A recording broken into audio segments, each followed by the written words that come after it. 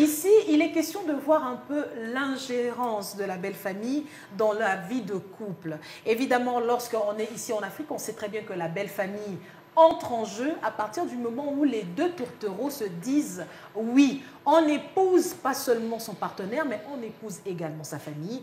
Quel est le regard aujourd'hui que l'on porte sur la famille de son époux ou de son épouse? Alors, j'aimerais ici m'intéresser à la personne qui a déjà 8 ans d'expérience, artiste, évidemment. On sait ce que la vie d'artiste implique aussi. Alors, j'aimerais, Eric Nice, que vous puissiez nous revenir un peu sur la manière dont vous gérez votre belle famille. Attention, la belle famille va suivre cette émission. Ça va avoir des problèmes, c'est dire gestion, moi je suis très dans les mots, hein, quand on dit la manière dont je gère la famille, c'est comme si c'est une action à mener. Gérer la famille, c'est comme une décision avec un bouton où tu appuies. Maintenant je commence à gérer. Non, je pense que c'est un rapport qui se vit du jour le jour. Ça c'est déjà un. Il n'y a pas une série des choses à accomplir dans la gestion de la famille. Le mot gestion me gêne un peu, je disais. Mais c'est du jour le jour, on apprend à connaître l'autre, on apprend à connaître sa famille. Et c'est un peu de la sociologie, c'est un peu de la psychanalyse, un peu le mariage, parce que le même exercice que tu fais avec ton conjoint, ta conjointe, c'est te guidera vers le chemin pour comprendre d'où elle vient, comment elle a grandi, à quoi s'attendre. Parce qu'en Afrique, on a pratiquement les mêmes problèmes. Hein. Ça veut dire si tu as un petit frère fou, ça veut dire que chez ta femme, il y en a forcément un. Quand je parle de fou, je parle de fou, je ne suis pas littéral.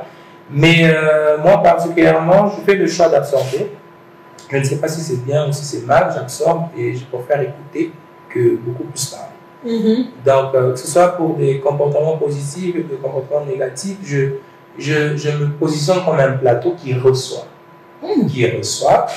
Et je fais un gros effort de ne jamais lâcher, de jamais être de ne jamais exploser. Jamais à l'attaque. Donc ça m'aide beaucoup parce que ça me permet d'observer et d'être moins parlant. Et je chuchote à l'oreille. Je chuchote à l'oreille de ma femme, ou bien de son frère, ou de son cousin, quand je dois forcément m'adresser ou bien changer une situation. Mais, en tant qu'homme et chef de la famille, quand il y a des débordements, et il y a des choses qui ne fonctionnent pas dans le cadre que tu établis dans ta famille, parce qu'après, nos familles ici congolaises oublient que quand vous vous mariez, c'est votre vie qui commence. Ils considèrent toujours qu'ils ont les bras longs, jusqu'à s'ingérer dans votre relation. À un certain moment, je sais à quel moment taper sur la table pour dire non, ça chez moi, non, ça chez moi, non, ça chez moi. Mais, nos belles familles... C'est le deuxième mais. Mais nos belles familles ne demandent pas beaucoup en plus. Hein. C'est ce qui est bien dans ça, c'est qu'ils ne demandent pas trop. Ils sont très présents. Mais quand tu essaies de voir, ils s'attendent à quoi, c'est 2-3 choses qui peuvent être soit obligé t'es pas obligé à dire de faire.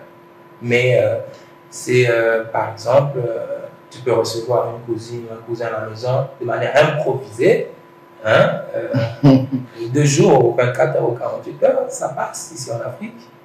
Et ce que je gagne des fois ne m'appartient pas forcément à moi, ça appartient aussi à un frère, un cousin ou une soeur de ma femme qui en a besoin. Donc ça reste un peu plus ouvert. Dans l'autre sens, c'est vrai que moi, fier avec mon palier, ça existe, mais des fois on a des coups de main aussi de la belle famille. Ouais, quand ils peuvent te dépanner.